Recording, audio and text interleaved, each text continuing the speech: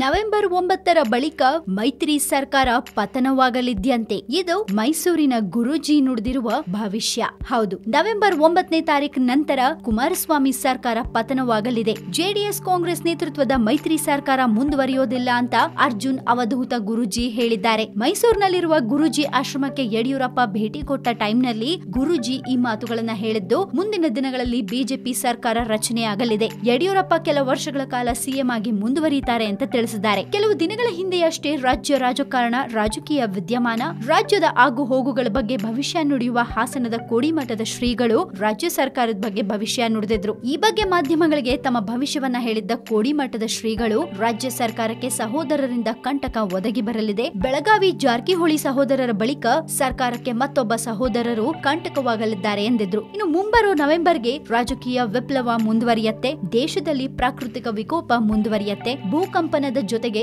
ದೊಡ್ಡ ದೊಡ್ಡ ನಗರಗಳು ಕಂಪಿಸಲಿವೆ, ಸಾವು ನೋವುಗಳು ಸರಣಿ ಮುಂದುವರಿಯಲಿದೆ ಅಂತ ಕೋಡಿಮಠದ ಶ್ರೀಗಳು ಭವಿಷ್ಯ ನುಡಿದಿದ್ರು. ಇದ್ರ ಜೊತೆಗೆ ಇದೀಗ ನವೆಂಬರ್ 9ರ ನಂತರ ಮೈತ್ರಿ ಸರ್ಕಾರ ಪತನವಾಗತ್ತೆ ಅಂತ ಒಂದು ಭವಿಷ್ಯ ಮೈಸೂರಿನ ಗುರೂಜಿ ನುಡಿದಿದ್ದಾರೆ. ಇದು ನಿಜವಾಗತ್ತಾ? ಹಾಗಿದ್ರೆ ನವೆಂಬರ್ 9ನೇ ತಾರೀಕಿನ ನಂತರ ಮೈತ್ರಿ ಸರ್ಕಾರ ಉರುಳತ್ತಾ, ಉಳಿಯತ್ತಾ? ಕಾದ್ ನೋಡೋಣ.